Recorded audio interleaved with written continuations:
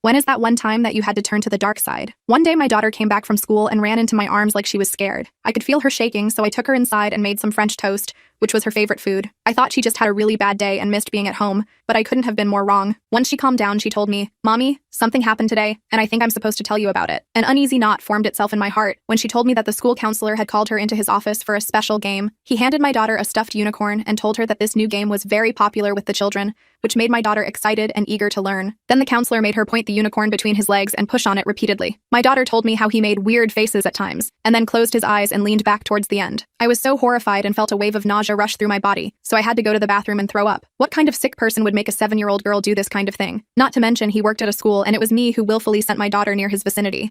I kept bouncing between blaming myself and wanting to burn the entire world. My husband was no longer with us, so it was up to me to stand up for my daughter. I don't know what made me approach the school administration before the police, but that's exactly what I did. And the school administration laughed at me, saying that my daughter was clearly playing a prank. They said they had heard other students make similar jokes about the school counselor, and said that parents should teach their kids not to lie. By the time I made it to the police station, the school had already called them and explained the situation. They thought I was a crazy mother who was trying to give merit to my daughter's filthy lie. I had looked straight into my daughter's eyes when she told me this story, so I knew she was telling the truth. But no one wanted to believe me, and I felt like I was in a nightmare. This is when I remembered something important, and ran back home to open my jewelry safe. Inside there was a note that I hadn't looked at for a long time. You see, although I was currently a doctor, I had been a very inexperienced nurse at one point. And one time, a very stern-looking man with a lot of face tattoos walked into our hospital with a bullet wound. No other nurse wanted to treat him since he looked so scary, so they sent me. I convinced myself that everyone deserves treatment, and cleaned his wounds with the utmost concentration. I even engaged him in conversation, and joked about how he should stay away from bullets in the future. When it was all over, the guy thanked me and handed me a note with his phone number on it. He said, "If you ever need someone taken care of, I won't ask for any payment." I typed in that phone number, and to my surprise, it actually connected. I told him who I was, and he said, "I remember you. What's the guy's name?" I told him everything, and I said that even though the guy was a school counselor, I wanted him to experience the full consequences of his actions. I never paused to consider that I was borrowing help from someone who dealt in lives. I just wanted some justice after watching my daughter hide under the bed. 2 days later, they found the counselor's body under a bridge,